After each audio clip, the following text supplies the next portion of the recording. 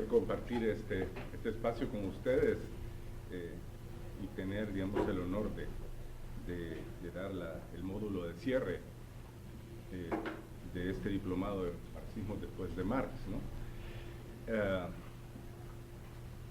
Como dijo Ricardo, elegimos terminar con estos autores que de alguna forma representan lo que se ha llamado posmarxismo, ¿no? Y vamos a ver en qué sentido podemos hablar de un posmarxismo. El posmarxismo a veces haciendo énfasis en el post o en el marxismo, ¿no? Dicen, de hecho creo que un poco en broma decía Laclau que él más bien hacía más énfasis en el post que en el marxismo, ¿no? ¿Verdad? Bien, pues tal vez quisiera comenzar diciendo como, bueno, ¿por qué me interesé por estos autores?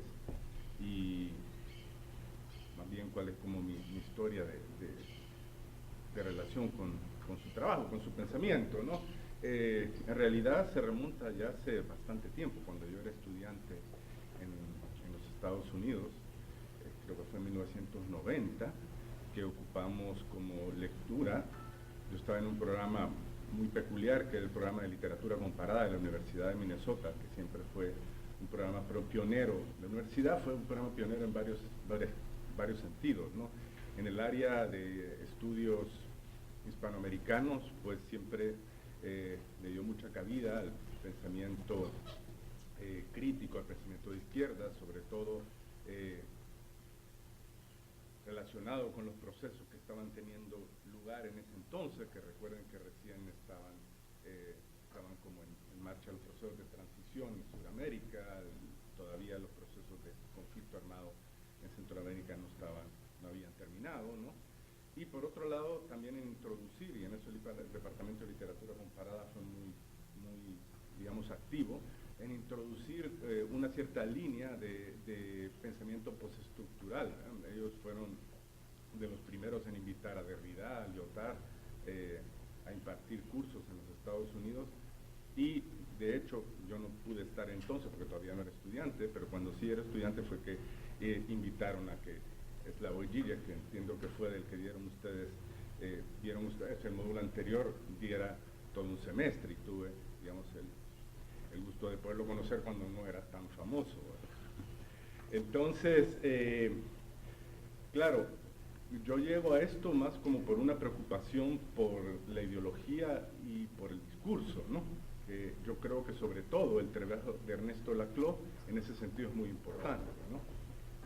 Porque en ellos dos, que son una pareja intelectual, ¿no? Digamos, el énfasis de Ernesto Laclau siempre ha sido como, por un lado, bueno, desde el punto de vista teórico, más desde la filosofía y desde el estudio del lenguaje y el discurso, ¿no? En diálogo con ciertas, digamos, tradiciones que podríamos llamar postestructurales, ¿no? Y el marxismo, y por el lado de Chantal Mouffe, más por la ciencia política, ¿no? Entonces, pues por ahí viene mi interés, y ya en ese entonces trabajé y leí con cierto cuidado este libro, que por cierto lo tengo en la edición en inglés, porque salió primero en inglés, que se llama Hegemonía y Estrategia Socialista, que es la obra colaborativa de ellos dos, ¿no? Ya después, un poco al calor de todos estos nuevos movimientos de izquierda, tanto en Latinoamérica como en Europa, pues no solo es que se volvió a hablar de estos autores, sino que fue muy interesante que hasta cierto punto, como que estos movimientos políticos, algunos dicen en cierto sentido, validaran muchos de los puntos contenciosos que ellos tenían, sobre todo con el marxismo tradicional, ¿no? Con respecto, digamos, a una crítica a lo que ellos le llaman el esencialismo de clase del marxismo, ¿no? Creer que el sujeto revolucionario está determinado por, digamos, una contradicción que se da principalmente a nivel de la economía, que tiene que ver con el lugar de la producción, y más bien estos tipos de movimientos que tanto en Sudamérica como en el sur de Europa pareciera ser que son movimientos que se les llama transversales, ¿no? Que se componen de múltiples, como vamos a ver más adelante, múltiples demandas que se pueden articular en torno a un proyecto, digamos, digamos, democrático, progresista. Entonces, en ese sentido, surgió como este interés en revisitar el trabajo de ellos y también de meterme a estudiar con cierto detalle. Creo que hubo algo, creo que no está aquí ahorita, ¿cómo se llama? El colega que nos escribió, el que trabaja, Luis, el que trabaja con los movimientos ecologistas, él llevó conmigo el curso, ¿no? ¿Verdad? Sí, sí, Guzmán. El otro libro de Ernesto Laclau, que publicó en 2005, que se llama La razón populista, ¿no? ¿Verdad? Que es ya un intento de, digamos, de estudiar a fondo eso que se le llama populismo, que vamos a ver más adelante, qué se refiere él, ¿no? ¿Verdad? Porque no es solo, digamos, los movimientos que son tildados de populismo, el populismo como fenómeno político, ¿no? En unas expresiones políticas muy características de un signo ideológico bastante amplio, sino que también lo que va a decir la construcción del pueblo como la tarea fundamental de la política, ¿no? Como es inherente a la política precisamente construir pueblos, ¿no? ¿Verdad? Ya sea incluso desde la óptica ideológica que ustedes quieran. En Ernesto Laclau también hay una como, por decirlo así, una como línea vertebral en su pensamiento, ¿no? Que tiene que ver con el hecho de ser argentino, ¿no? ¿Verdad? Una de las grandes interrogantes precisamente es el peronismo y el significado político e histórico del peronismo, ¿no? Eso está desde sus primeros trabajos, que se recogen en un libro que él publicó en los años 70, que se llama, creo que algo así como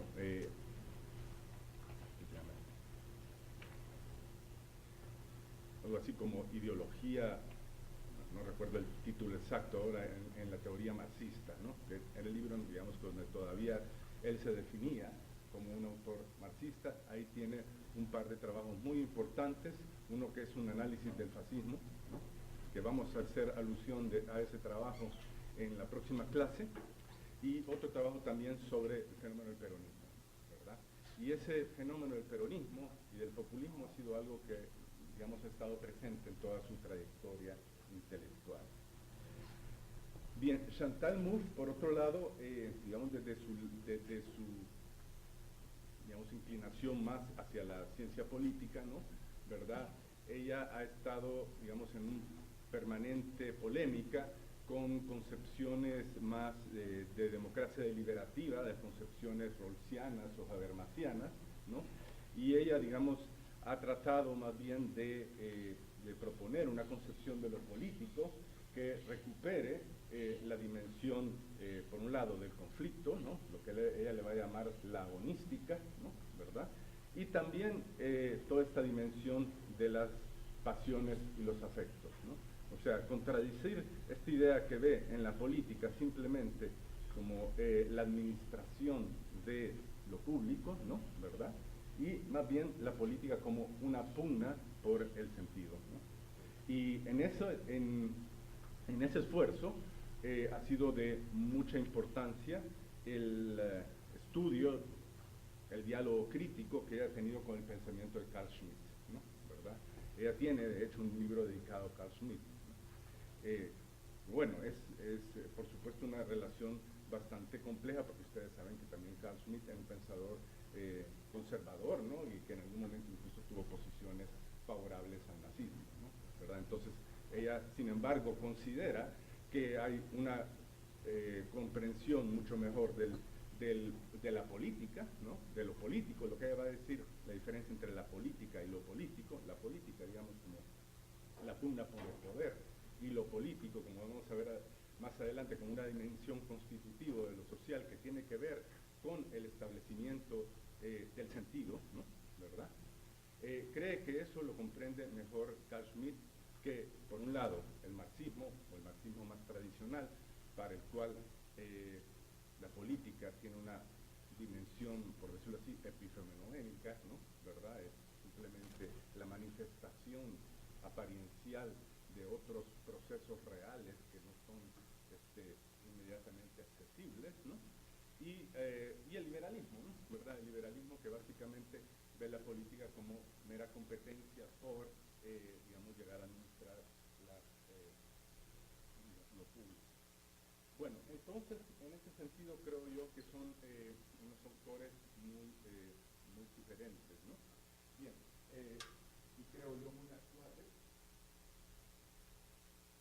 Digamos, esa es la perspectiva desde la que yo deseo, digamos, abordarlos ahora. Por supuesto, tienen una gran gama de posibilidades, pero a mí me interesa sobre todo lo que ellos dicen que es una, digamos, como falla o una debilidad en la tradición marxista de no pensar lo político, ¿no?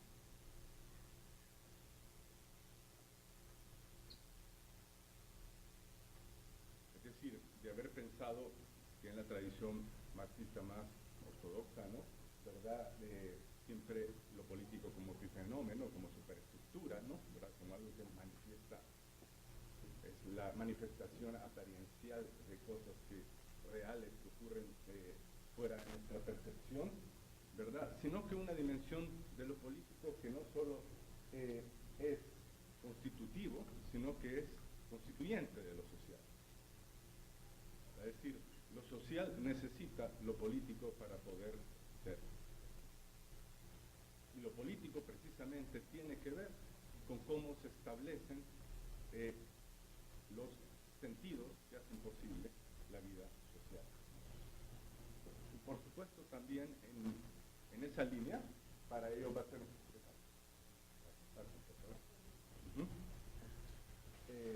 también todo este esfuerzo por entender que los sujetos políticos no están preconstituidos, no son anteriores a la política, sino que se construyen precisamente en ese rejuego.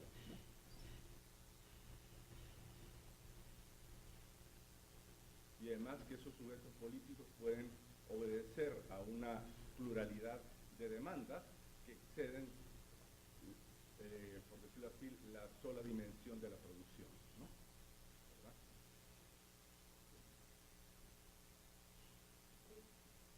Bien. El plan que yo les propongo para hacer este módulo es el siguiente. En la sesión de hoy quisiera abordar sobre todo la reflexión que ellos hacen, o la relectura que ellos hacen del concepto de hegemonía, ¿no? ¿Verdad? Una relectura que van a hacer, por un lado, desde una perspectiva, por llamarla de alguna manera semiótica, ¿no? ¿Verdad? Y por otro lado, la hegemonía en un proyecto político como horizonte, que ellos le van a llamar la democracia radical, ¿no? ¿Verdad? Un poco tratando de distanciarse de lo que ellos le llaman el imaginario jacobino de la revolución. Vamos a ver a qué se refiere el imaginario jacobino de la revolución. Son ideas que están fundamentalmente contenidas en este libro de 1985, que está disponible en español. Creo que el mismo Laclau lo tradujo al español, se publicaron, pero se publicó primero la edición en inglés, que se llama Hegemonía y Estrategia Socialista, y también otros trabajos más de índole, si quieren, teórico, que sobre todo Laclau ha realizado en el ámbito más de entender, por decirlo así, una comprensión de lo social a través del lenguaje, ¿no? ¿Verdad? De lo que le va a llamar el discurso, también. Y Chantal Mouffe un poco más por el lado de, digamos, de una nueva comprensión de lo político. Con esto último no me voy a meter mucho, he trabajado más lo primero. Y la segunda parte bueno, este primer libro hay que decirlo, que ellos tratan de dar como una teoría más general y que en el caso de la reflexión sobre, digamos, democracia radical, ellos están pensando principalmente en un escenario más bien escenario europeo, ¿no? ¿Verdad? O sea, donde de alguna manera hay estados de derecho relativamente bien constituidos, donde existen, digamos, una institucionalidad liberal democrática muy arraigada, ¿no? ¿Verdad? Entonces están pensando más en ese escenario, ¿no? Sin embargo, en la segunda sesión se lo voy a dedicar más a analizar el fenómeno del populismo a través de este libro, que también salió en español y en inglés, que se llama La razón populista. Este es solo de Ernesto Laclau, ¿verdad? Y precisamente su preocupación por el populismo, si bien es cierto, también es una reflexión general y que la va a pensar para toda una gama de fenómenos llamados populistas, o en un sentido más radical de construcción del pueblo, de construcción de lo popular a lo largo de toda la geografía mundial, pero es una preocupación que surge, va a decir, porque por decirlo así, lo que le van a llamar las situaciones populistas tienden a darse más en las sociedades de la periferia, ¿no? ¿Verdad? En las sociedades de la periferia, donde de alguna forma esta institucionalidad es mucho más frágil, ¿no? ¿Verdad? Y muchas veces estas situaciones populistas tienen que ver con lo que, por cierto, que se parece mal oído en los pensadores de Podemos, en el momento constituyente, ¿no? ¿Verdad?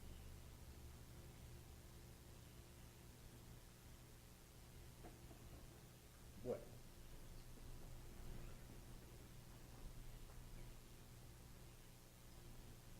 La primera sección es hegemonía. Y para no solo ponerles letras, esa es la definición. Lenin, ¿verdad?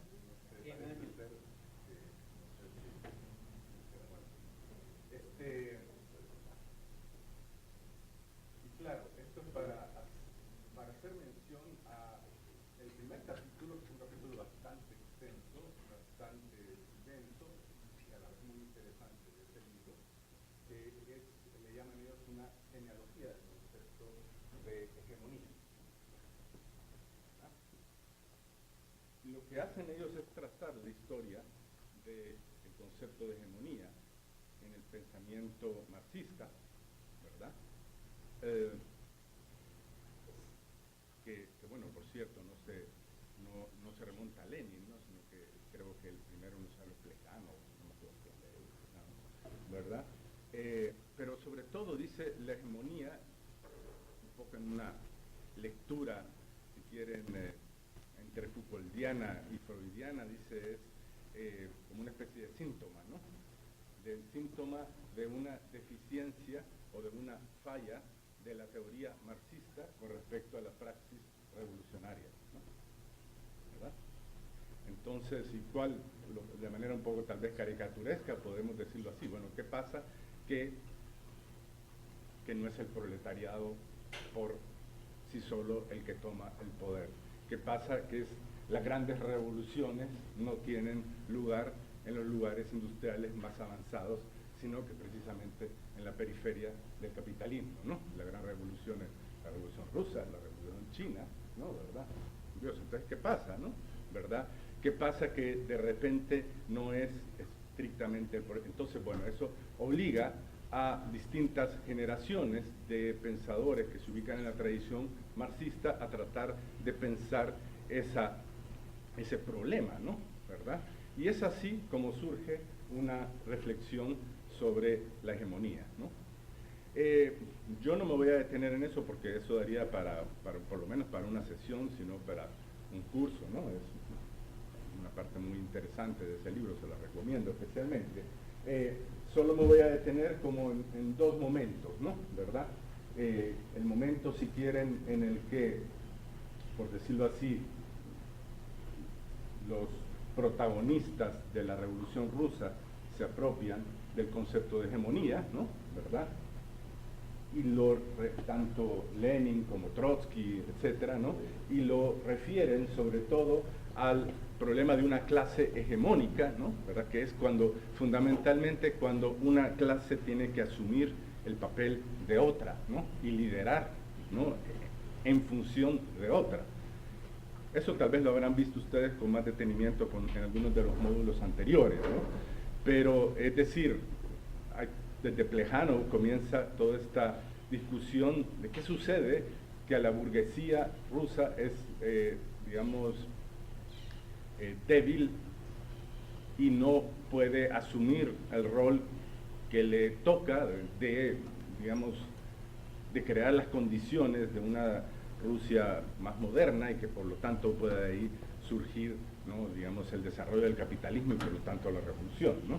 Entonces van a ver que es al proletariado al que le va a tocar, o por lo menos al sector que lidera el proletariado le va a tocar esa función, ¿no?, ¿verdad?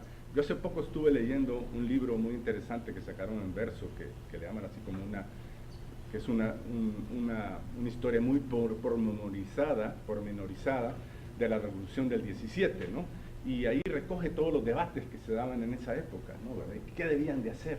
De este escritor de China Melby, dice, ¿qué debían de hacer, verdad? Si esperar que la burguesía llegara ahí, o bueno, o si ellos simplemente poner en marcha un proyecto de ¿cómo que se llama?, de estímulo de las fuerzas productivas, o si ya realizar la revolución, ¿verdad? Hay todo un debate que se da en ese momento que es muy interesante, ¿no?, y que también un poco lo desmitifica uno esa idea de que ya, digamos, los líderes revolucionarios van con una idea muy clara de lo que quieren y qué es lo que después se hace, sino que, bueno, siempre van un poco, a veces a palos de ciegos, ¿no?, ¿verdad? A palos de ciegos porque, bueno, la realidad nunca se nos revela a nosotros de manera transparente, nunca podemos ver en una bola, o sea, nosotros situados desde la posterioridad es muy cómodo, ¿no?, tratar de comprender esos procesos, pero los que están en ese primer momento no tienen una bola de cristal, ¿no?, ¿verdad?, que pueda predecir el curso de los acontecimientos. Bien, entonces, claro, en ese análisis que hace,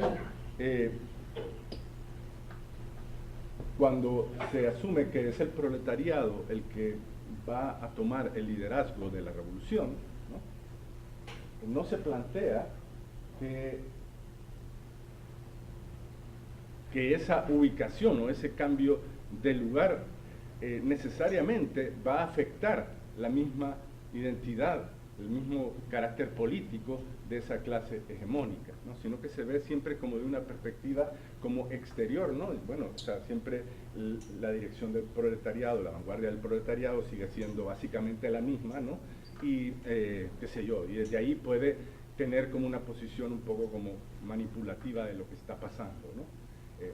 Claro, eso, como ustedes comprenderán, después tendrá consecuencias, no darse cuenta de eso tiene consecuencias muy trágicas, ¿no?, ¿verdad?, que se transforma, o sea, cuando precisamente la dirección revolucionaria se apropia del aparato zarista, ¿no?, de ahí sale Stalin, ¿no?, ¿verdad?, que tampoco es muy interesante ese tipo de análisis que dice que Stalin ya era como esa inteligencia malévola que estaba acechando ahí, ¿no?, ¿verdad?, sino que básicamente pues como, digamos, un grupo social al entrar en una articulación nueva, una identidad política, para ponerlo en términos de algo, al entrar en una articulación nueva necesariamente se modifica, se transforma, ¿no?, ¿verdad?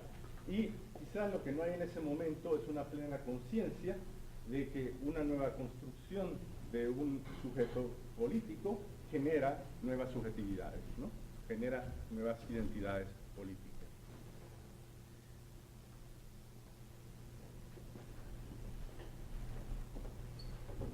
Aquí les pongo una imagen un poco psicodélica, Gramsci, ¿no?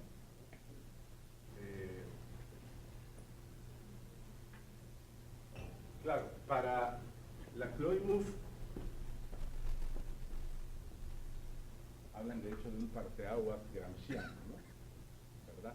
Yo entiendo que llevar un módulo de Gramsci, así que no me voy a detener tampoco mucho en esto, pero quizás lo importante es que ya en Gramsci sí hay una plena conciencia de que la revolución se trata de construir nuevos sujetos políticos, o como él dice, nuevas voluntades colectivas.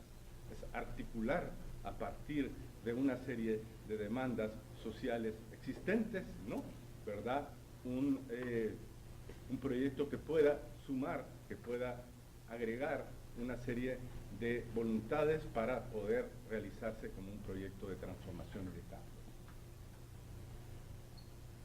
Bien, ya en el trabajo de Gramsci hay una serie de elementos muy importantes que permiten, digamos, tener esta como comprensión de la dinámica de lo político, que recuerden que es a eso a lo que de alguna manera quieren llevarnos Laclau y Mouffe, ¿no? ¿Verdad? Primero en lo que se refiere a lo ideológico, ¿verdad? Ellos ya no se plantean el término, ¿cómo se llama? Lo ideológico en términos de falsa conciencia o en términos de puro sistema de ideas, sino que lo ideológico es una materialidad, ¿no? Una materialidad de, qué sé yo, de un tejido institucional, ¿no? Que atraviesa la sociedad y que impregna las prácticas sociales a todo nivel, ¿no? ¿Verdad? Una materialidad que hasta cierto sentido vuelve superflua y, creo yo, irrelevante esa dicotomía, esa distinción entre base e infraestructura. O creo que a veces le llaman base, superestructura, perdón, ¿verdad? O infraestructura, superestructura, creo que a veces lo traducen, ¿verdad? Es decir, más bien la sociedad es un entramado donde lo, entre comillas, material y lo, entre comillas, ideológico están íntimamente imbricados, ¿no? ¿Verdad? Y también, por otro lado, ellos ven en Gramsci la asunción de un nuevo escenario de las luchas políticas, ¿no? Un escenario que ya no es tanto digamos, la preparación de una revolución, que ellos le van a llamar una revolución jacobina, ¿no? Esa es una revolución que es un gran acontecimiento que, digamos, que marca nítidamente el surgimiento de una nueva época, ¿no? Sino que una lucha mucho más compleja, digamos, retardada, ¿no? ¿Verdad? Por realizar un cambio social a través del marco institucional que existe, lo cual no quiere decir que no se pueda cambiar, ¿no? Pero se tiene que dar en ese marco, ¿no? ¿Verdad? Lo de la lucha parlamentaria y todo lo demás. Bien, sin embargo, creen ellos que, encuentran ellos que en Gramsci su comprensión de lo político todavía arrastra, ellos le llaman un cierto esencialismo, ¿no? Gramsci, cuando habla precisamente de todo esto de la guerra de posiciones, ¿no? ¿Verdad? Y cómo digamos, cómo se tiene que construir un nuevo bloque histórico, etcétera, siempre mantiene esta idea de que hay una contradicción fundamental, ¿no? Que la realiza una clase fundamental, que es el proletariado. Digamos, y lo fundamental viene de que esta clase se ubica, ¿no? En el terreno de la producción, ¿no? ¿Verdad? Es interesante porque ellos dicen, bueno, es una topografía de lo social en que lo fundamental parece estar en otro lugar, ¿no? ¿Verdad? Digamos, los otros actores están en la escena política, pero hay otros que se sitúan en otro nivel, en otro lugar, que es el lugar de la producción, ¿no? ¿Verdad? Bueno, aquí no se trata de decir que la producción no sea importante, ¿no? Y que la producción no sea realmente un terreno en el que se generan, como dirán ellos, antagonismos y antagonismos muy importantes. El problema es creer que ese terreno de la producción se sitúa fuera de lo político, ¿no? Y yo creo que en eso pensadores como Karl Polanyi y todos esos nos han llevado a comprender cómo en el ámbito de la producción, en el ámbito de lo económico, también está atravesado por lo político, por lo social. No es un ámbito que está externo a eso, ¿no? Por ahí viene un poco la crítica bastante, por cierto, acre y cargada de tonos así muy dramáticos que le hace Zizek a Laclau, ¿no? ¿Verdad? Porque terminan, después de que habían sido colaboradores, terminan prácticamente tirándose a los pelos, ¿no? Con una serie de intercambios extremadamente violentos, ¿no? de sus trabajos. Porque Zizek sí sostiene que digamos que sí existe ese ámbito, por supuesto él lo redefine en otros términos, tal vez eso lo han visto en el módulo anterior, ¿no? Que de lo económico que según él es o no es directamente traducible al lenguaje, ¿no? ¿Verdad? Él lo sitúa más eso creo que en el ámbito como de las fantasías fundamentales, pero que no están plenamente verbalizadas y que son como la gran matriz pulsional que mueve la sociedad. Bueno, por ahí va un poco la crítica que le hace Zizek a Laclau, ¿no? ¿Verdad? Y tienen como un desacuerdo así, uno diría, bastante acre. Los invito a que lo lean, ¿no? ¿Verdad? En Razón Populista él le responde a Zizek, ¿no? Y Zizek tiene otra serie de trabajos, creo que algunos están en New Left Review, ¿no? Ahí lo pueden encontrar. Bien, entonces, de alguna forma, esta introducción de la categoría, que ya se puede hablar plenamente de una categoría en el caso de Gramsci, de lo hegemónico, no simplemente como de un concepto un poco de estrategia política, ¿no? Sino que como ya un intento de dar cuenta de una lógica de la sociedad y de lo político, ¿no? ¿Verdad? Requiere repensar a fondo, ¿no? ¿Verdad? Lo social, ¿verdad? Y sobre todo, cómo se inserta lo político en lo social, ¿no? ¿Verdad? Y eso es lo que van a tratar de hacer ellos, Laclau y Mouffe, en en el segundo y tercer capítulo de su libro.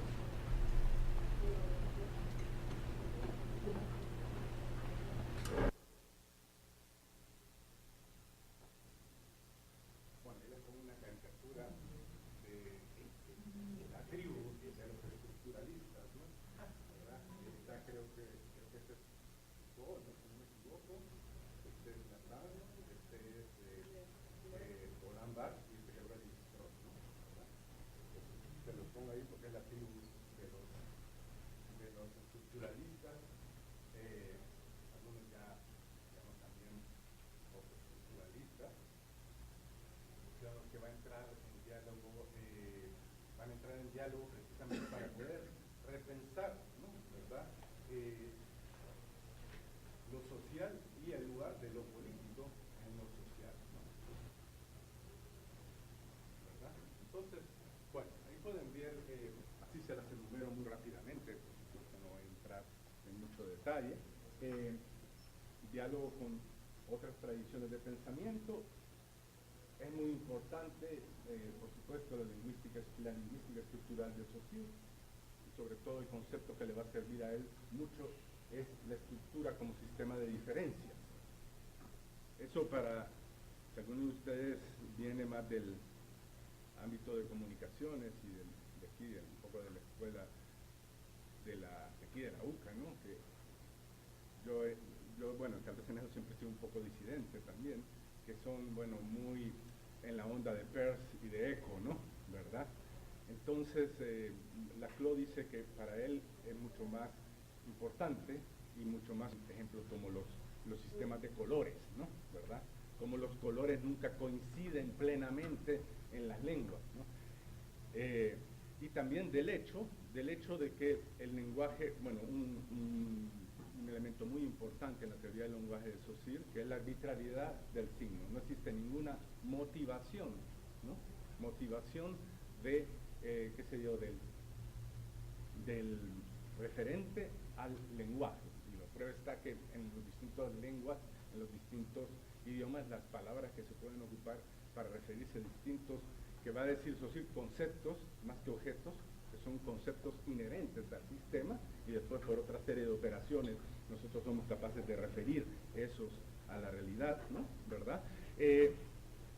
No tiene ninguna motivación, ¿no? Ninguna relación. Usualmente nosotros manejamos lenguas más o menos cercanas, ¿verdad? Porque somos del mundo occidental y diría también un poco eurocéntrico, ¿no? Pero en la medida que uno se mueve a otras lenguas con otras lógicas, se va viendo que eso es todavía algo más patente, ¿no? ¿Verdad? Por ejemplo, en lenguas como el mandarín, o si quieren, en lenguas más cercanas a nosotros, pero desafortunadamente muy lejanas, como las lenguas indígenas, ¿no? De repente hay conceptos como el verbo, como la acción, el tiempo, que no tienen nada de relación como nosotros los concebimos. Bien, me quedo ahí con Saussure, ¿no? ¿Verdad? De ahí, por supuesto, esto no es del postestructuralismo, sino que es otra tradición filosófica que sí es muy importante para Laclau, ¿no? Que es, digamos, la filosofía de Wittgenstein, y de ahí toma él el concepto de los juegos del lenguaje, ¿no?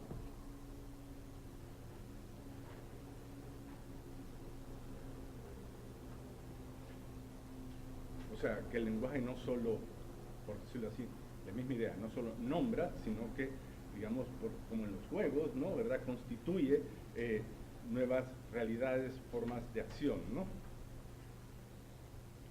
Y por supuesto, ya el diálogo con el postestructuralismo propiamente dicho, Foucault y su concepto de discurso, que hasta cierto punto complementa y se distancia de una concepción estructuralista más tradicional, ¿verdad? Derrida, sobre todo en este trabajo desde la gramatología, ¿verdad? Que como los sistemas de diferencias se cierran siempre artificialmente, ¿no? ¿Verdad? Como digamos, hay como una especie de intervención de parte de una comunidad lingüística situada en un momento concreto que tiene que, digamos, elegir un signo o una dicotomía que se convierta en la dicotomía fundamental, y a través de esa se cierra el proceso de producción infinita de diferencia. Bueno, no vamos a entrar en mucho detalle de eso porque nos llevaría mucho tiempo. Y por supuesto Lacan, que es este psicoanalista estructuralista, es decir, este psicoanalista que entra en diálogo con el estructuralismo lingüístico, ¿no? Él que va a decir que el inconsciente está estructurado como un lenguaje, ¿no? Que sobre todo la cura psicoanalítica es una cura a través del lenguaje, etcétera, ¿no? ¿Verdad? Y su aportación de los puntos nodales, ¿no? ¿Verdad? En un sistema de diferencias hay ciertos puntos nodales a través de los cuales digamos, por decirlo así, las significaciones se detienen, se paran, ¿no? Bueno, eso solo se los pongo a manera de información. Luego, digamos, aquí vamos a ver como las principales categorías que Mouffe y Laclau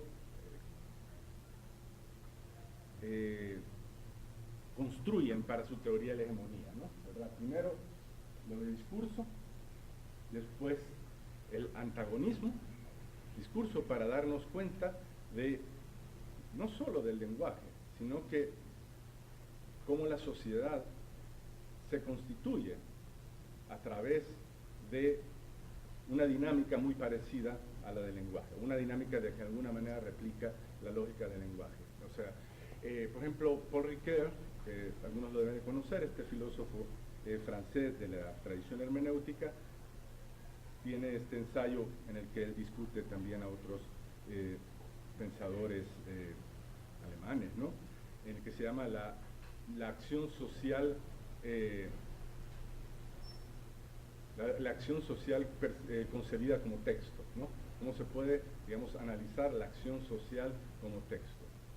El antagonismo, que es para ellos una forma más adecuada de dar cuenta de lo que en la teoría marxista clásica se le llamaría, por un lado, las contradicciones sociales y por otro lado, la lucha de clases, ¿no? Una lucha de clases que, según la teoría marxista más ortodoxa, se daría principalmente en el seno de la producción, ¿verdad? Como digamos, el terreno fundamental donde se genera la contradicción en la sociedad.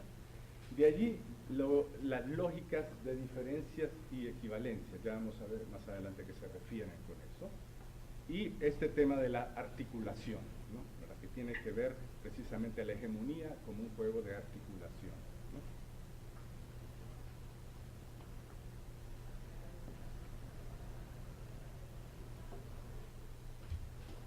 Bueno, aquí les pongo este esquema, si mal no me equivoco, no sé si lo hace Lévi-Strauss o es hecho a partir del esquema de Lévi-Strauss sobre las relaciones de parentesco. Digamos, el ocupar el modelo lingüístico, ¿verdad? El modelo lingüístico, o sea, entender la lengua como un sistema de diferencias. Digamos, Lévi-Strauss va a ser como uno de los pioneros en emplearlo para explicarse ciertos fenómenos sociales. Entonces, por ejemplo, va a decir, yo me puedo explicar las relaciones de parentesco como si fueran sistemas de diferencia. Él va a descubrir que las relaciones de parentesco en distintas culturas, ¿verdad?, se organizan de manera distinta, y eso es lo que dictamina, por decirlo así rápidamente, ¿no?, ¿verdad?, los parentescos que existen, ¿no?, ¿verdad?, según cómo estén prescritas o proscritas las uniones, ¿no?, así vamos a tener cómo se define, por ejemplo, ser madre, ser padre, ser hijo, ¿no?, ¿verdad? No es exactamente lo mismo. O sea, bueno, acá por supuesto podríamos aludir a una función biológica básica, pero es decir, lo significado que tiene en las distintas culturas va a variar según sea las relaciones de parentesco que se construyan allí, ¿no?, ¿verdad? Entonces, es como a partir de esta, digamos, como propuesta de Lévi-Strauss que se inicia todo ese movimiento muy importante del estructuralismo en las ciencias sociales, para el estructuralismo como un método para entender la sociedad. Y un poco desde ahí es de donde va a partir él, aunque no va a ser, digamos, un estructuralista propiamente dicho. Bueno, aquí viene uno de los puntos más polémicos, y yo creo también uno de los puntos que han generado más malos entendidos en la propuesta de Laclau y Mouffe. Y digamos, de ahí vienen, por ejemplo, las críticas a veces más duras y más amargas de cierta tradición marxista, pero también de otras tendencias de las teorías sociales, ¿no? ¿Verdad? Laclau un poco, creo, y eso es cosa, Laclau es que después se ha elaborado eso mucho más en otra serie de trabajos, dice que para él discurso no solo se refiere al acto de enunciar, ¿no?, a producir enunciados. Discurso le va a llamar a él a toda acción significativa. De toda acción social está de alguna manera organizada en torno al lenguaje. No existe ninguna acción social que no esté estructurada a través de sentidos, ¿no? No podemos, o sea, contra lo que él estaría es contra esa tendencia de creer que el lenguaje es posterior o que lo ideológico es posterior, ¿no?, ¿verdad?, sino que el lenguaje es constitutivo, ¿no? Es decir, para incluso tareas o realidades que son muy básicas como la producción, etcétera, tiene que haber, ¿no?, digamos, una cierta codificación, ¿no?, de la realidad, ¿no? Entre otras cosas, una gran revolución que introduce el capitalismo, que es, creer que la acumulación es buena, ¿no?, ¿verdad?, con respecto a otras culturas y otras formas de vida en que la producción la ven en función del gasto y no de la acumulación, ¿no?, ¿verdad?, las culturas llamadas primitivas, ¿no?, ¿verdad? Ya solo ahí hay una serie de, digamos, codificación de las mismas prácticas productivas en las que no podemos separar y decir, bueno, aquí está el lenguaje y aquí está la realidad dura, ¿verdad? Bien, ahora, y en eso él difiere, si quieren, del estructuralismo más tradicional, ¿verdad?, o el estructuralismo más heredero de Saussure o de Lévi-Strauss, ¿no?, ¿verdad?, y se va más por la línea de Foucault, es que dice, bueno, también el discurso es regularidad en la dispersión, ¿no? Es decir, en toda sociedad hay una serie de acciones, de elementos que nunca son completamente englobados, nunca son completamente, digamos, absorbidos por el sistema, por un sistema de significación, un sistema de diferencias, como le va a llamar él, ¿no?, ¿verdad? Siempre, es decir, básicamente, y por eso es muy importante toda esta dimensión del sentido en la sociedad, precisamente por esos esfuerzos por capturar acciones que a veces pueden estar dispersas y dislocadas, ¿no?, ¿verdad? El discurso, entonces, aquí se constituye, ¿no? ¿Verdad? Como un sistema de diferencias, ¿no? Esa multiplicidad de, digamos, de acciones o de dimensiones que existen en la sociedad tienden a agruparse, tienden a aglutinarse, y cuando se aglutinan lo hacen a través de un sistema de diferencias, ¿no? En el caso de la política vamos a ver, pareciera ser que esas unidades básicas, y eso quizás lo vamos a ver más en detalle en la segunda parte, en la teoría del populismo, las unidades básicas del sistema son las demandas sociales, ¿no? Así como, digamos, en la lengua estarían los signos, ¿no? ¿Verdad? En la política estarían las demandas sociales. Es lo que propone el ver como la política como un intento de agrupar, de aglutinar las demandas sociales en sistemas diferenciales, ¿no? Sin embargo, en todo discurso siempre existe una imposibilidad de cierre, de un cierre total, ¿no? Hay elementos que quedan fuera.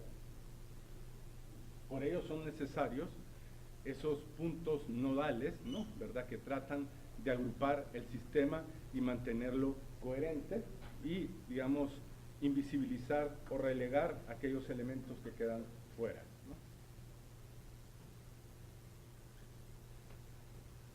Por ejemplo, si nosotros vemos, que más adelante es lo que nos va a tratar de traducir, ¿verdad?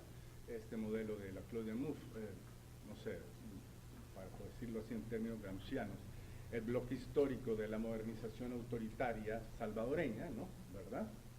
Claro, se agrupaba a todos los elementos de la sociedad y se producía, digamos, una frontera que dejaba fuera aquello que no interesaba que estuviera ahí, que era siempre el comunismo, ¿no? ¿Verdad? El que amenazaba el sistema era tildado de comunista y por lo tanto quedaba fuera, ¿no?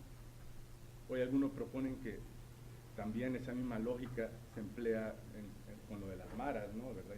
Y con estas palabras comodines, los significantes vacíos, como eso de terrorista, ¿no? Que era, por cierto, la misma palabra que se ocupaba en otro sistema, ¿no? Una palabra que precisamente sirve para situar a ciertos elementos fuera de la sociedad, fuera de los bordes de la sociedad, ¿verdad? En ese sentido, y esto es algo muy importante en el que, por ejemplo, Laclau está en clara polémica con planteamientos como los de Lukács, ¿no? ¿Verdad? Es que para él no hay totalidad, ¿no? Lo que hay son totalizaciones, ¿no? Es decir, esfuerzos por construir totalidades. Es decir, la sociedad no puede existir si no hay totalizaciones, ¿no? Pero la sociedad nunca es una totalidad, nunca es una totalidad cerrada, nunca es una totalidad de la que nosotros, no sé, ¿verdad?, por algún esfuerzo teórico podamos encontrar como un principio único que la ordene y la jerarquice, sino que lo que hay, y en ese sentido tampoco no es como, creo yo, un poco la caricatura que tenemos a veces del pensamiento postestructuralista, ¿no? Es decir, esos son relativistas, ¿no? ¿Verdad? Sino que él dice, no, bueno, o sea, sí o sea, el mundo social no puede funcionar si no hay ciertas ideas de totalidad, ¿no? ¿Verdad? Pero esas totalidades siempre son totalidades, ¿cómo les diría? Totalidades provisionales y, por supuesto, totalidades que son construidas desde ciertos centros que tienen cierto tipo de interés, ¿no? Y para construirlas es que van a ocupar eso que le va a llamar después los puntos nodales o los significantes vacíos, ¿no? ¿Verdad? Que si ustedes ven la clase que les puse ¿cómo que se llama? En los links, ahí sale, ahí lo explica bastante bien Laclau como un esquema, ¿no? ¿Verdad? Esto de los significantes vacíos en el caso al hablar de las demandas sociales. Bien.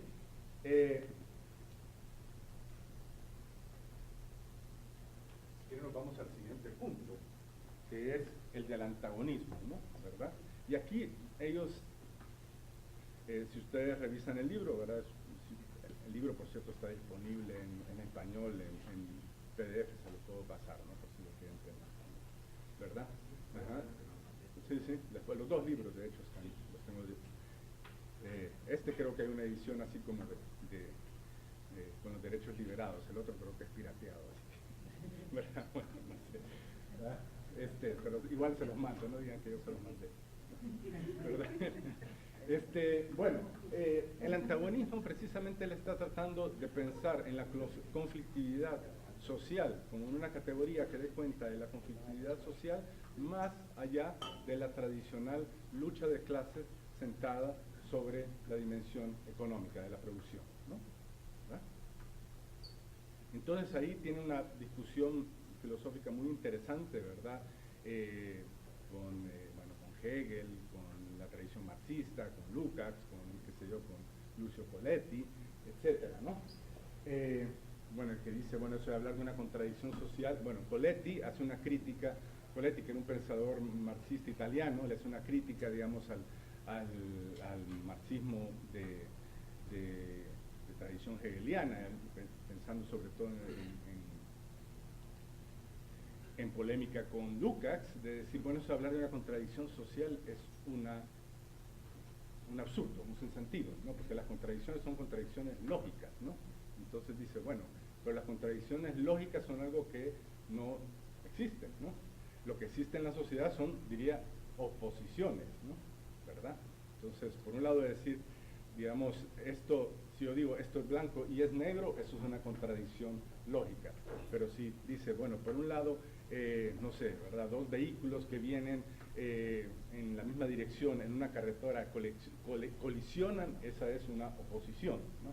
Pero dice, bueno, lo que va a decir Laclau, y ahí está, creo que en la entrevista o en la clase que él da, dice, bueno, yo estoy de acuerdo con la primera parte, dice, con la segunda parte el problema es que nos dejaría con la idea de que el conflicto social es que la policía le dé de bastonazos a los manifestantes, ¿no? ¿Verdad? Y hay otra manera de explicar, dice él, el porqué de la conflictividad social. Y entonces él va a recurrir a esta noción de antagonismo, ¿no? Y el antagonismo precisamente son esos momentos o ese, digamos, exceso que existe en la misma sociedad que impide el cierre del sistema, ¿no? Por lógicas inconmensurables, ¿no?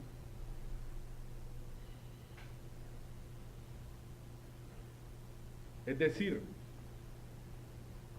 por ejemplo, el ejemplo que él ocupa es el tradicional, ¿verdad? El enfrentamiento de burguesía y proletariado. Es decir, pero no solo es un enfrentamiento que se da en el terreno de la producción propiamente dicha, ¿no? De que uno es el que posee los medios de producción y el otro es el que, digamos, es despojado de su trabajo, ¿no? Sino que, de alguna forma, las lógicas del sistema, de las lógicas sociales que tienen esos dos grupos son inconmensurables, ¿no? ¿Verdad? Es decir, por decirlo así, las identidades de estos grupos se están negando mutuamente, ¿no? Y de ahí surge un terreno de tensión que él lo denomina antagonismo, ¿no?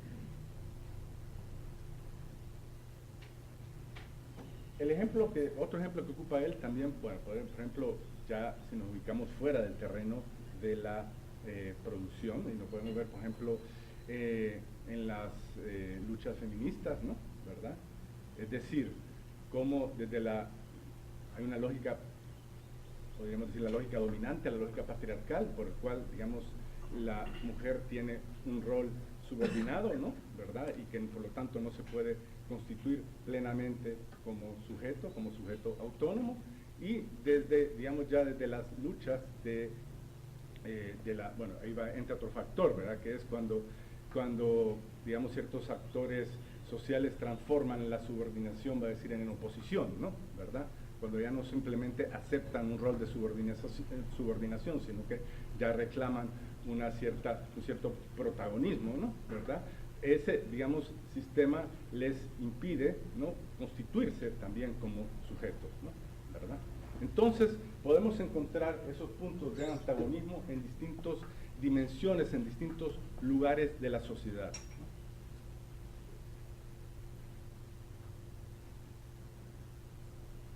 Cuando dice que los sistemas, digamos, o que las identidades no se constituyen plenamente, se refiere precisamente a que no se pueden formular como sistemas cerrados de diferencias, ¿no? Sino que siempre van a quedar algunos elementos fuera, algunos elementos dispersos, ¿no? Entonces, es aquí donde entra ya toda esta dimensión que él le va a llamar de las diferencias y las equivalencias.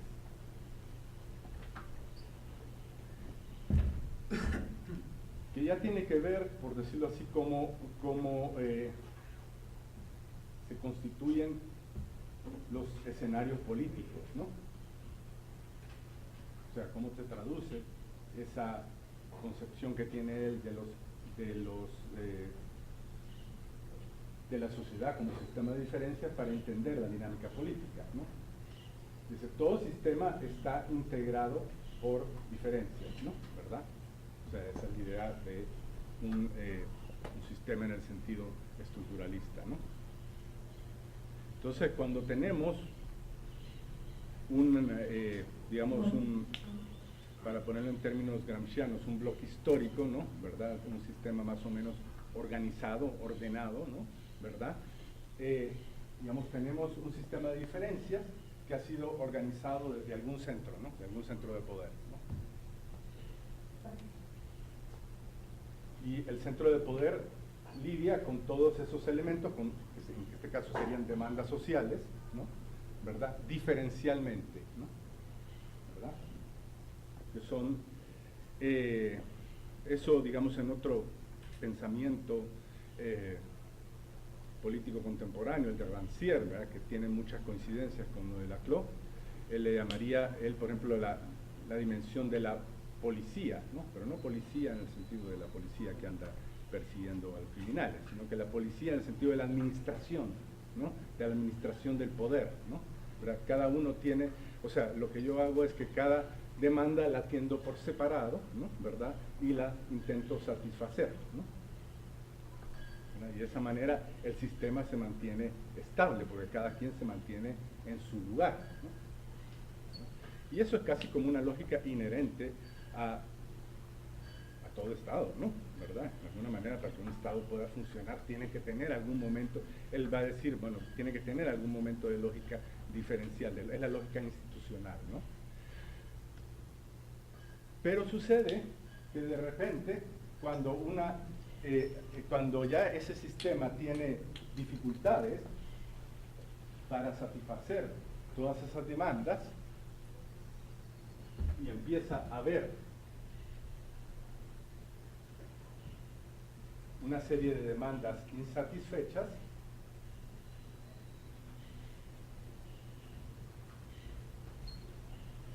de repente esas demandas insatisfechas se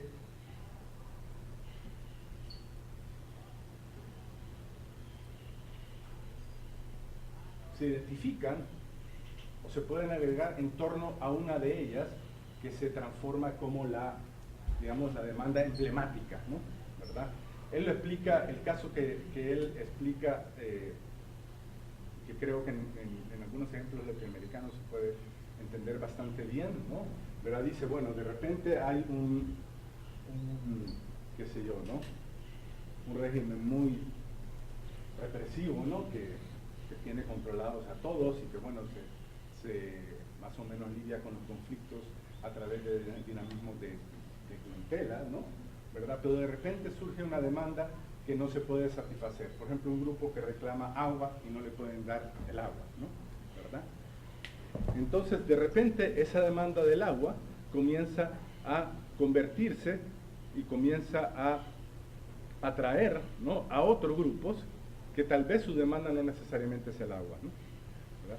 Yo creo que, por ejemplo, entiendo que en el caso de Bolivia hubo todo un movimiento alrededor del agua, ¿no? Que tenía que ver que no solo involucraba a las personas que estaban en necesidad de agua, sino que a todos aquellos que de alguna manera se sentían desafectos con el poder, ¿no?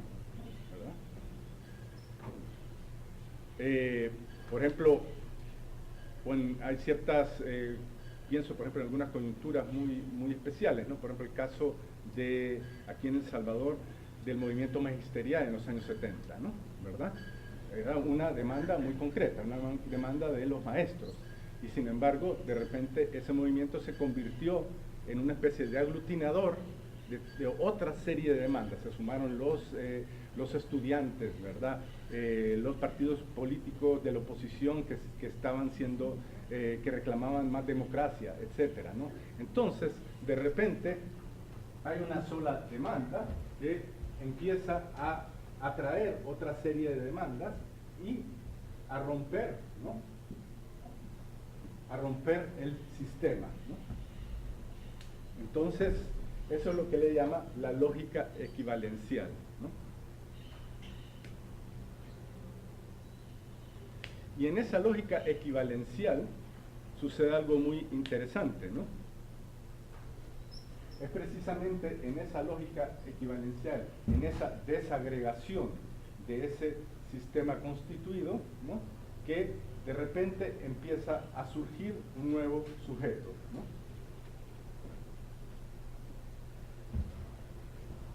De repente es a través de la agregación de esas demandas que se constituye un sujeto, digamos, político que niega al sujeto de poder.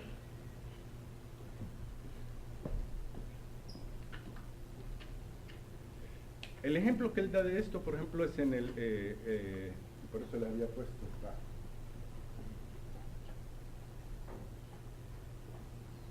este cuadro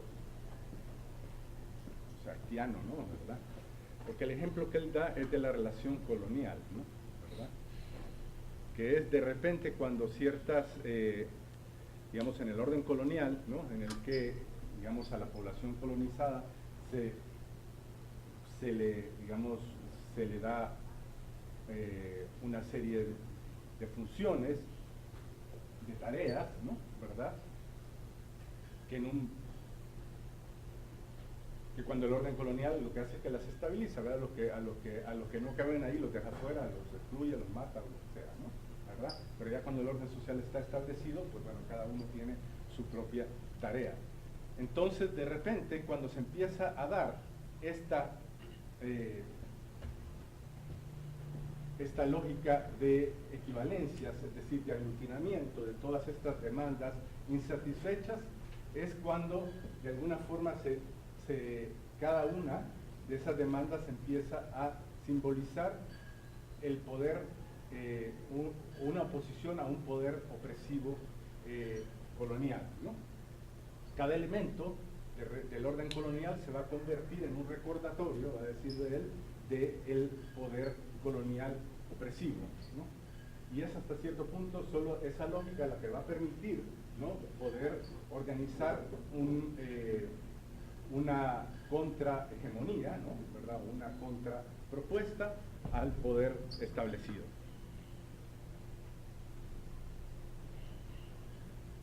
Solo así, con la construcción de una nueva identidad, ¿no?, que será, digamos, el no poder, ¿no?, ¿verdad?, es que se construye un poder alternativo.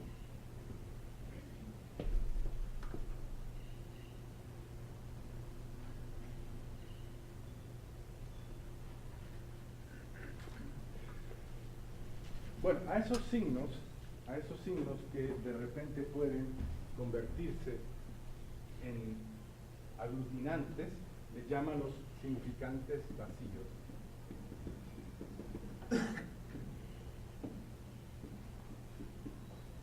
Ojo, que aquí lo de vacíos no quiere decir, no hace referencia a algo que sea banal o algo que sea, si quieren, que haya perdido sentido, sino que todo lo contrario. Es precisamente todo lo contrario. Así hay ciertos signos que se convierten en, digamos, capaces de aglutinar significados más allá de la propia demanda. Por ejemplo, en este caso, digamos, del movimiento magisterial, ¿no?, ¿verdad? El movimiento magisterial magisterial ya no solo son los maestros que demandan nuevas condiciones, sino que es, digamos, la sociedad salvadoreña entera que se aglutina contra un orden, digamos, autoritario, militarista, ¿no? ¿Verdad? Entonces, es vacío porque es capaz de significar, se despoja, si quieren, en alguna medida de su significado original, y es capaz de contener, ¿no?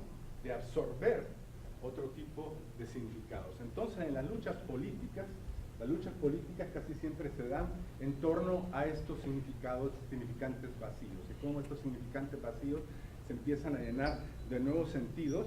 Eso lo vamos a ver mejor en la razón populista, ¿no? Ahí lo explica él con más detalle y lo aplica precisamente a ese tipo de subjetivaciones que le llama el política. Y en torno a estos significantes se empiezan a establecer nuevas fronteras, ¿no? Nuevas fronteras que, digamos, a través de una relación adversarial, ¿no? Construyen campos de lucha, campos de pugna.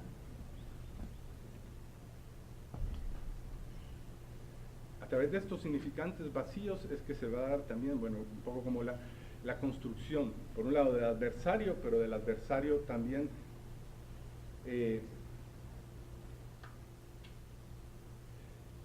posibilita el surgimiento de un nuevo sujeto político. Y aquí entra otra dinámica que también la vamos a ver mejor en la razón populista, que es lo que va a llamar la nominación, ¿verdad? Como muchas veces este significante, este conjunto agregado, ¿no? ¿Verdad? De demandas sociales, ¿no? Esta lógica de equivalencia, ¿verdad? También muchas veces se condensa alrededor de un nombre, ¿no? De un objeto, muchas veces también de un líder. Hay un líder que es el que pasa a significar todo eso, ¿no? El ejemplo que él pone, por ejemplo, es el de Perón, ¿no?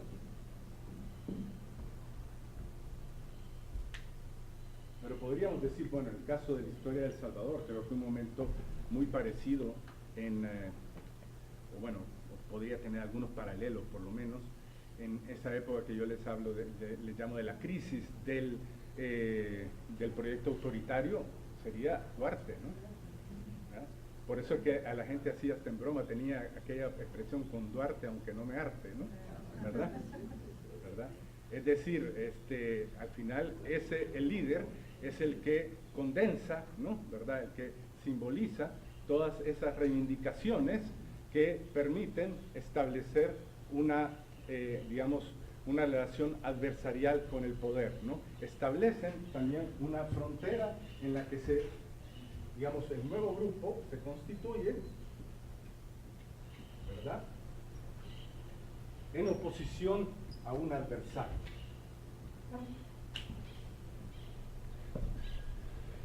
En el caso más reciente, los que han reflexionado mucho sobre esto es en el caso de España sobre Podemos, ¿no? ¿Verdad? Cuando ellos dicen, bueno, nosotros dejamos de ocupar esa lógica de oposición entre izquierda y derecha, no tanto por abandonar, digamos, contenidos ideológicos, sino que porque izquierda y derecha era una oposición que estaba, digamos, estructurada en el sistema. ¿Por qué? Porque era el PSOE contra el PP, ¿no? ¿Verdad? Eran los dos partidos establecidos que ya tenían un campo definido y que, bueno, más o menos, digamos, reproducían un sistema que ya estaba entrando en crisis y que ya no daba abasto a las nuevas necesidades que estaban surgiendo. Entonces ellos se inventan, dicen, una nueva oposición que es la de los de arriba y los de abajo, y se inventan eso de la casta, ¿no? ¿Verdad? La casta, que es una nueva manera de establecer la frontera. El enemigo ya no es el PP, ¿verdad? El enemigo es los políticos, digamos, que se han integrado al sistema y que al final no satisfacen las demandas populares, ¿no? ¿Verdad? Entonces, pero eso, como les digo, eso lo explica, lo vamos a ver con más detalle ya en la razón populista, porque tiene que ver precisamente con la construcción de un sujeto popular con respecto a su construcción negativa, adversarial con respecto al poder, ¿no? ¿Verdad? Entonces, bueno, esto es esta parte de la diferencia y las equivalencias.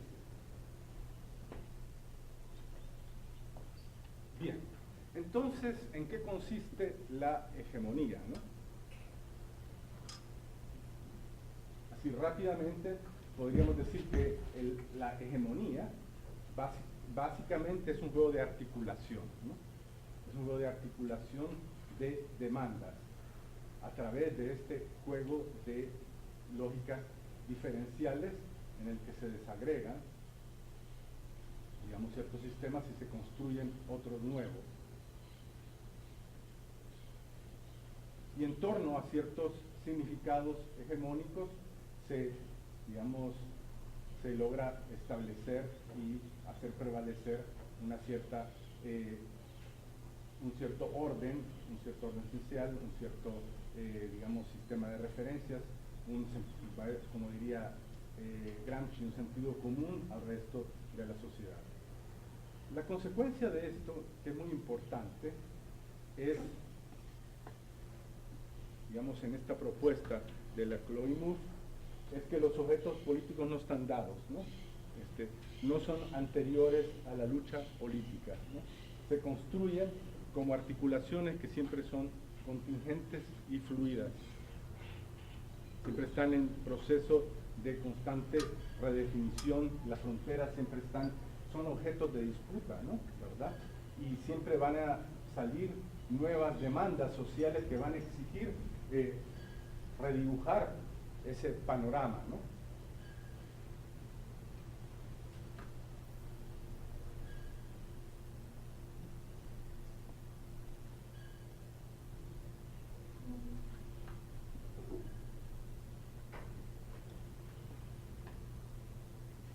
A partir de ahí podríamos redefinir algunos de los conceptos centrales de Gramsci, ¿no? ¿Verdad?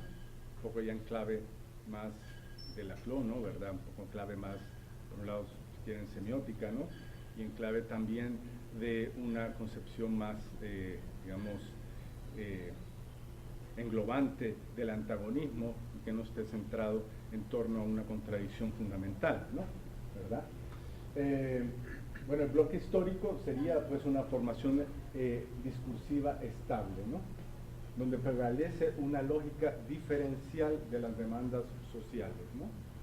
¿Verdad? O sea, cuando un sistema es capaz de, de responder de satisfacer las demandas sociales por separado, ¿no? ¿Verdad? Entonces, eso permite que los antagonistas estén contenidos, ¿verdad? O la posibilidad de un antagonismo quede contenida, o los elementos que son potencialmente antagónicos quedan relegados, ¿no? Al margen o incluso al exterior, ¿no?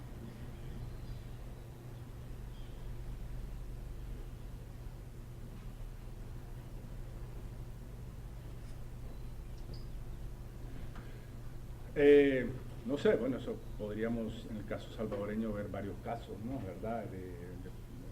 Pues sé yo, ¿verdad? Podríamos decir por un lado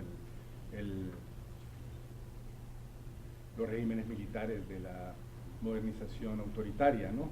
Lograron por un tiempo relativamente largo mantener un cierto equilibrio, ¿no? ¿Verdad? Usando dosis de represión muy focalizadas, ¿no? ¿Verdad? Y sobre todo satisfaciendo por separado las necesidades de distintos grupos, ¿no? O podríamos decir también un poco el orden de posguerra en El Salvador, ¿verdad? Quizás hasta lo que ya viene a desequilibrar un poco eso es el triunfo de Mauricio Funes, ¿no? Que obliga, que el panorama se altera, ¿no? ¿Verdad? Pero a través de una serie de políticas, a través también de una serie también de significantes vacíos, ¿no? Como puede ser, no sé, ¿verdad? Un cierto sentido no sé, y ciertos significantes vacíos muy importantes como reconciliación, ¿verdad? Democracia, etcétera, entendidos pues de una manera muy específica, se lograba mantener, un cierto equilibrio y una cierta paz social, ¿no? Bueno, las crisis orgánicas serían entonces la erosión de esa formación discursiva, ¿no? Cuando antagonismos no contenidos, a través de la lógica de equivalencias, retan el arreglo establecido, ¿no?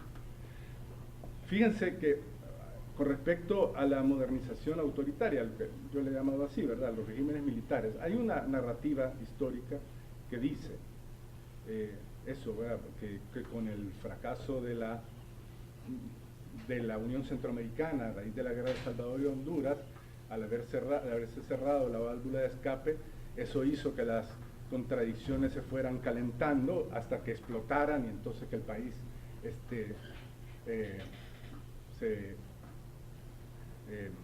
se viera involucrado en un conflicto abierto. Yo creo que eso es una lectura bastante simplista, ¿no? Creo que no es muy correcta. Yo creo que hasta cierto punto ciertos éxitos de la modernización autoritaria y la incapacidad del régimen militar de absorber cierto tipo de demandas sociales fueron los que provocaron la crisis de ese régimen. ¿A qué me refiero? Por ejemplo, cuando en la modernización autoritaria se planteaba la necesidad de ampliar, por ejemplo, la educación secundaria, ¿no?, y para eso se hicieron inversiones considerables, se hizo todo esto de la reforma educativa, la televisión educativa, etcétera. En la medida que eso tuvo éxito, en la medida en que más gente tuvo acceso a la educación y más gente comenzó a exigir otro tipo de demandas, en que los jóvenes ya no se conformaran, digamos, con esa política de tutelaje de la democracia y en las instituciones políticas por parte del régimen militar, ¿no?, ¿verdad? En esa medida, ese régimen comenzó ya a no dar satisfacción y comenzaron ya a surgir demandas que se empezaron a aglutinar en torno a otra serie ¿cómo que se llama?, de símbolos, ¿no?, de signos o significantes vacíos, como diría Laclau, ¿no?, ¿verdad?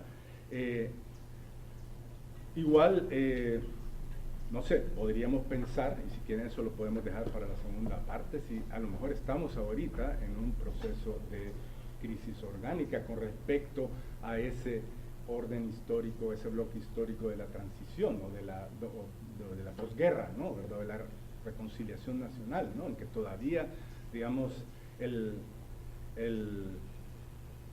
esos elementos de referencia están en reflujo y no se ha construido, no se ha logrado articular un orden alternativo estable, ¿no?, ¿verdad?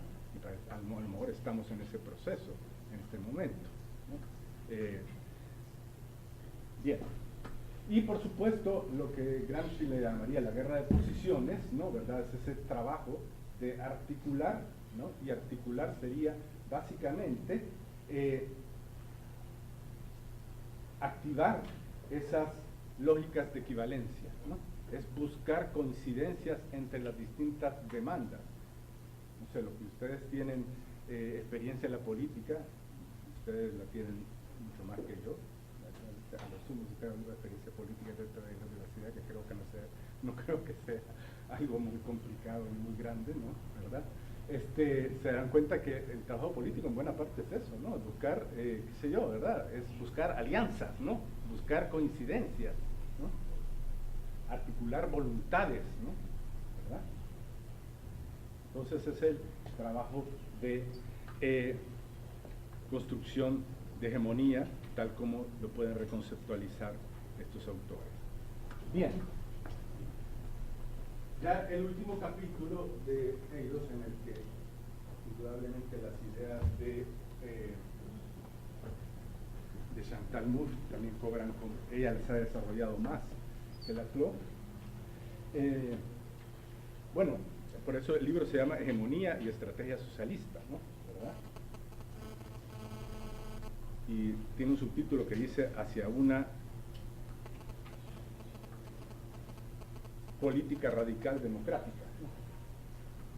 Bueno, ¿a qué se refiere con esta estrategia socialista? Bueno, es decir, cómo se puede construir digamos, un orden más justo, un cambio social en un sentido más democrático e igualitario, ¿no?, ¿verdad?, en ese momento, en esa coyuntura. Y recuerden, y en eso no lo oculto, este libro creo yo que se sitúa mucho en la Europa de la década de los 80. No está tanto situado en Latinoamérica. Quizás razón populista, sí. ¿Y cuál era ese momento de la década de los 80? Pues bueno, es la crisis orgánica del welfare state, ¿no?, ¿verdad?, la crisis de la socialdemocracia. y el ascenso del neoliberalismo, ¿verdad? El neoliberalismo como un nuevo bloque histórico. El neoliberalismo con ese, bueno, digamos, ese vocabulario tan exitoso que ha logrado imponer sobre nosotros, que nosotros lo pasamos repitiendo todos los días sin darnos cuenta, ¿verdad? Palabras como que están por ahí, ¿no? Como eso de, no sé, ¿verdad? De generar valor, de, no sé, lo de la desarrollo sostenible. Bueno, hay un trabajo que ha hecho un colega chileno muy interesante, que es el vocabulario del neoliberalismo, ¿no? ¿Verdad? Bueno, por ejemplo, si ustedes se dan cuenta de todo este debate que se hizo alrededor de las pensiones en esa época, muy interesante, ¿verdad? Yo creo que en un momento muy interesante, pero al final lo que prevaleció es esa idea de que, bueno, de que la pensión es responsabilidad de uno, ¿verdad? Sí, no, y que bueno, es decir, yo me tengo que retirar con lo que yo ahorro, y eso es responsabilidad mía, y si después te mueres...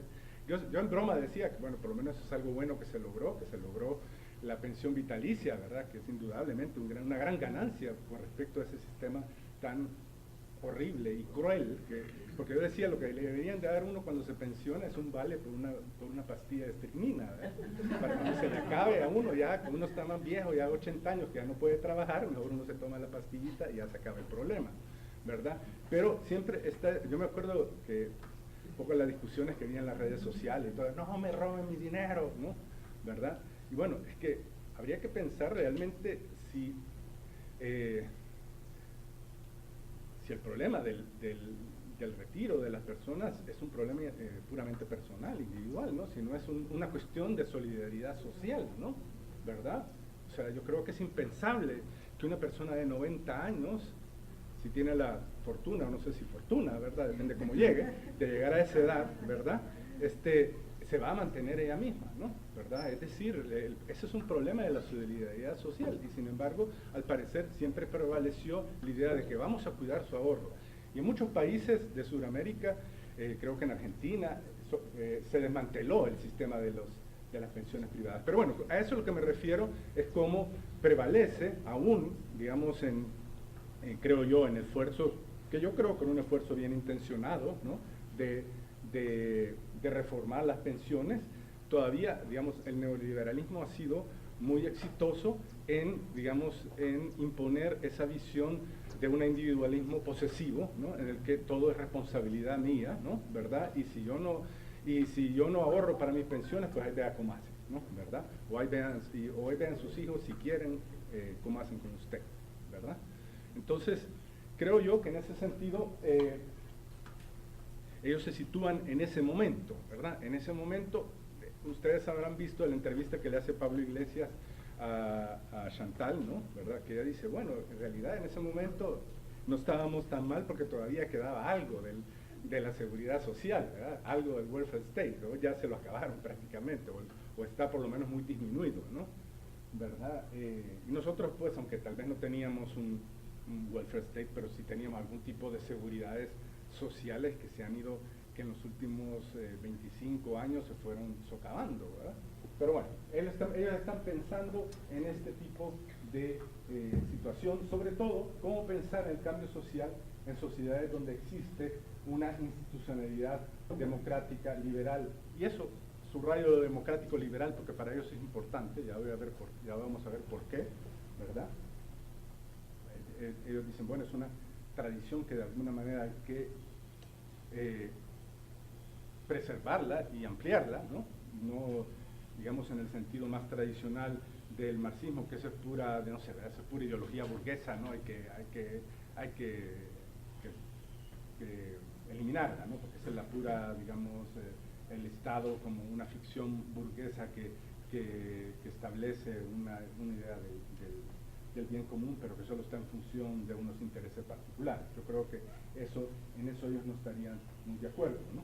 ¿Verdad? Y donde proliferan las demandas sociales, ¿no? Las demandas sociales ya no solo son las que se generaban a partir de la producción y sobre todo en ese mapa que oponía por decirlo así en términos más tradicionales, a burguesía proletariado, ¿no?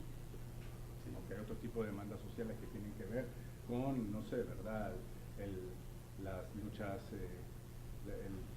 las luchas feministas, la cuestión ecológica, ¿verdad?, otro tipo de problemas que también, el acceso a la educación, ¿verdad?, lo que les mencionaba, bueno, que en nuestro país creo que eso no se ha constituido como un movimiento social, ¿verdad?, lo de los jubilados, ¿no?, ¿verdad?, las necesidades de los jubilados, ¿no?, ¿verdad?, como un grupo que también tiene otros grupos que, digamos, dentro del marxismo tradicional no tenían una ubicación muy clara. Por ejemplo, pensemos en las trabajadoras domésticas, ¿no?, ¿verdad?, que supongo yo que en cierta visión más tradicional diría, bueno, ellos viven también del surplus, ¿no?, viven de la plusvalía, ¿no?, ¿verdad?, por lo tanto no son explotados, ¿no?, ¿verdad?, o sea, son parásitos también de la... Bueno, creo que hay otra... Se puede entender eso de otra manera, ¿no?, como, digamos, estos trabajadores tienen que sacrificar su vida y su tiempo para que otros puedan disfrutar de libertad y puedan disfrutar de cierta autonomía, ¿no?, ¿verdad? Entonces, podemos ver cómo digamos, si hay una lógica explotativa de esos grupos, ¿no?, ¿verdad? Bien, pero son luchas que han ido proliferando. Aquí tal vez no se han, pero yo he visto, por ejemplo, que en otros países de Sudamérica, etcétera, hay un movimiento que tiene que ver, o bueno, con las trabajadoras domésticas, o con las trabajadoras de sexo, etcétera, ¿verdad?, que son otro tipo de antagonismos que se van generando en la sociedad, que van proliferando y le van planteando unos retos nuevos a un proyecto de emancipación social, ¿no?, que ya no se puede concentrar solo alrededor de eso que se llamaba la contradicción fundamental. Y luego contra el imaginario jacobino, ¿no?, pensando en la Revolución Francesa, ¿verdad?, y la Revolución Francesa de alguna manera como modelo, ¿verdad?, modelo histórico que ha quedado muy grabado en nuestro imaginario político y que siempre estamos como tratando de reeditarlo, ¿no?, ¿verdad?, o por lo menos hasta algún tiempo, ¿no?, ¿verdad? Es esa idea que la revolución es un acontecimiento, ¿no?, en el que, por decirlo así, se logra una sustitución plena de un grupo por otro y por lo tanto unas nuevas condiciones de vida, aunque se tengan que construir o lo que sea, pero bueno, que hay un momento decisivo y tajante en el que ya no hay vuelta atrás posible, ¿no?, ¿verdad? Para ellos, en buena parte, este imaginario jacobino también es deudor de esa visión esencialista.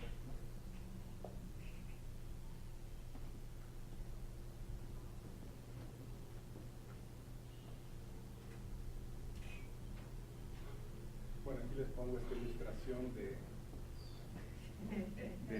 Animal Farm, ¿no?, de Orwell, ¿no?, ¿verdad?, que dice, todos los animales son iguales, pero unos animales son más iguales que otros, ¿no?, ¿verdad?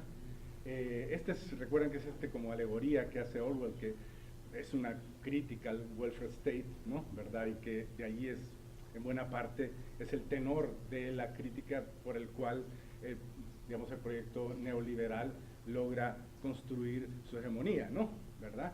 Es decir, un poco, si ustedes ven movimientos como el de Thatcher o el de Reagan, ¿no?, ¿verdad?, tratando de decir, bueno, nosotros estamos siendo explotados por estos burócratas que solo trabajan para ellos mismos, etcétera, ¿verdad? Y nosotros lo que estamos haciendo es devolviéndole a la gente su libertad, ¿no?, la posibilidad de que sean ellos mismos los que puedan construir su futuro y que su dinero no se lo roben estos burócratas, pero aunque para eso les tengamos que quitar, no sé, todas las seguridades sociales, todas las protecciones y todo eso, pero es para que de verdad la gente sea, un poco lo que entiendo yo que está sucediendo ahora en Estados Unidos con todas estas nuevas legislaciones de desarmar las protecciones sociales que todavía quedaban, ¿no?, ¿verdad? Y hay sectores,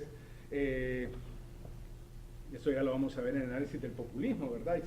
Hay sectores de la clase trabajadora que se compran ese argumento, ¿no?, ¿verdad? O sea, ustedes ven cómo toda esta reforma que está proponiendo Trump de los impuestos y de, no sé, de desmantelamiento del Obamacare, y todo eso es apoyado por, no digo como un sector mayoritario, pero por algún sector, o por lo menos tiene eco, ¿verdad?, de decir, bueno, sí, porque nos van a dar trabajo, ¿verdad?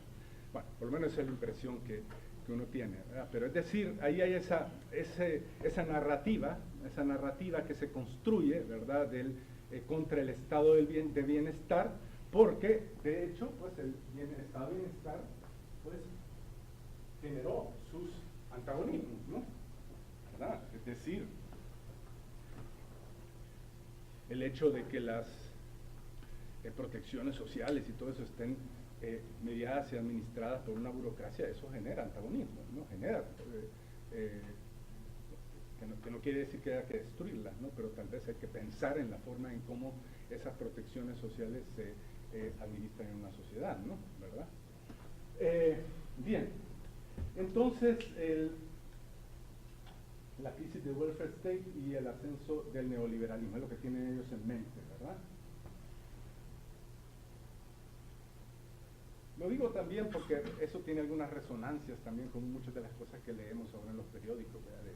De críticas al gobierno actual, ¿verdad? Un poco van en ese tenor, ¿verdad? De decir, bueno, ¿no?, que aquí tenemos esta burocracia parasitaria que está, bueno, probablemente en algunos casos sea cierto, ¿no?, ¿verdad? Pero es decir, el problema es que, bueno, al final lo que se está haciendo con eso es avanzando otro tipo de proyecto, ¿no?, que es digamos, el proyecto neoliberal y esa apelación, ¿verdad?, a ese individualismo posesivo del liberalismo, ¿no?, ¿verdad?, de la tradición, de cierta tradición liberal. Y ahí es donde viene, digamos, lo que para Mouffe y Laclau es muy importante, ¿no?, del porqué de la institucionalidad liberal democrática, ¿no? Porque ellos dicen, bueno, en la constitución de las democracias liberales, ¿no?, o de las, digamos, es un proceso en el que hay una, por decirlo así, una articulación entre dos maneras de pensar, ¿no?, ¿verdad?, o dos tradiciones de pensamiento, ¿no? Por un lado, la tradición liberal, ¿no?, que tiene que ver con libre competencia, con protección de los derechos individuales, etcétera. Pero por otro lado, dice que no hay que olvidarlo, en la Revolución Francesa queda muy claro, la tradición propiamente democrática, ¿no?, ¿verdad? Yo creo que es una caricatura muy burda del marxismo más ortodoxo decir que que la Bastilla se la tomaron los burgueses, ¿no? No se la tomaron los burgueses, la Bastilla se la tomó el pueblo, ¿no?, ¿verdad?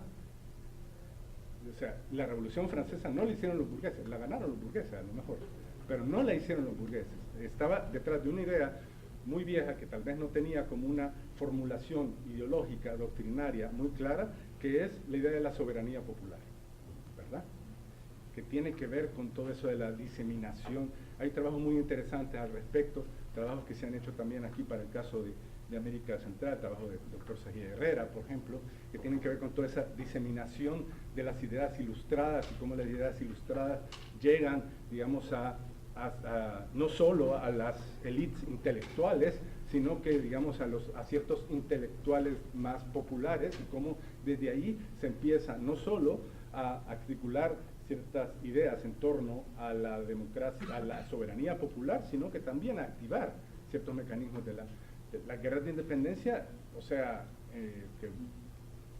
bueno, el caso de Centroamérica, lo que hubo más bien fue guerras posterior a la independencia, que fueron cruentísimas, no hubo guerra de la independencia, pero el caso de Sudamérica, ¿no?, todas esas guerras de la independencia, sin esa participación popular, sin esas masas que de alguna manera estaban reclamando una, ¿cómo que se llama?, una soberanía popular, no hubiera sido posible, ¿no?, ¿verdad? Entonces no hay que perder de vista eso, ¿no? Claro, Laclau va a decir, a diferencia de Europa, en América Latina sí se impuso un liberalismo sin democracia, ¿no?, ¿verdad? Una tradición liberal sin un componente de democracia muy fuerte, ¿no?, ¿verdad? Pero bueno, en este caso esto sí es muy importante.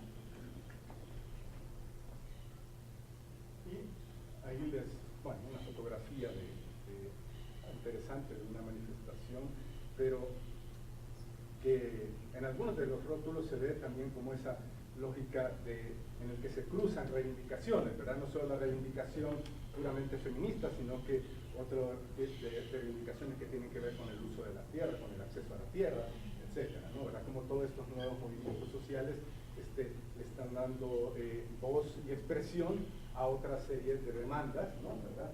Y eso es importante. Y eso va entonces con esta idea, y con eso quizá ya terminaría esta primera parte de democracia radical.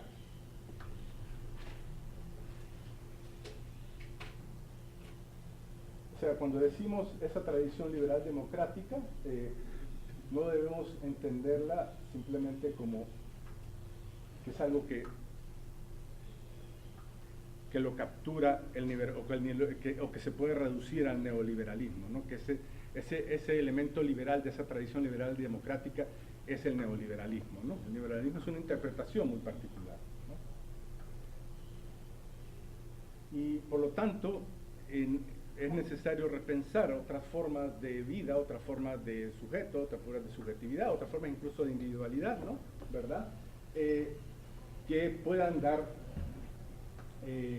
pie a un proceso de emancipación, ¿no?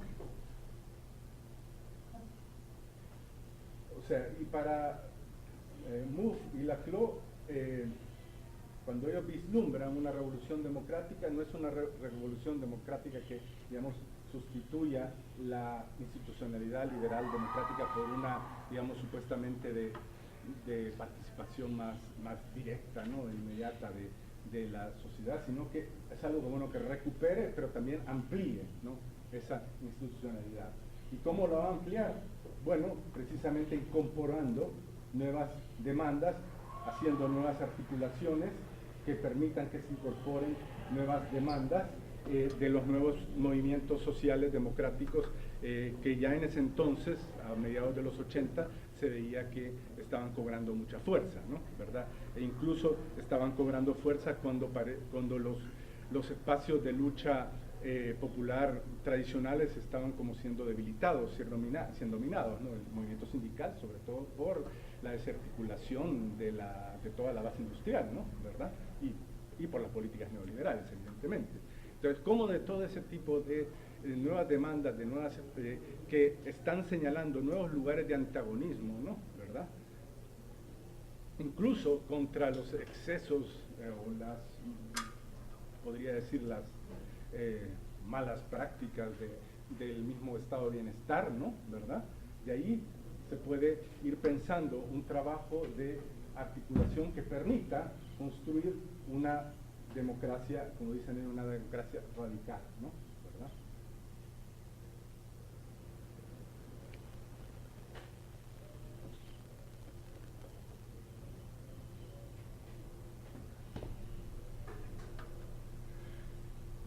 Bueno, quizás ya con esto terminaríamos esta primera parte. Si gustan nos tomamos unos cuantos, 15 minutos, ¿verdad? Sí, no, 15 o 20 minutos. De descanso. Lo hacemos más corto también, ¿verdad? Como ustedes digan, yo estoy a disposición de ustedes. Bueno, muchas gracias.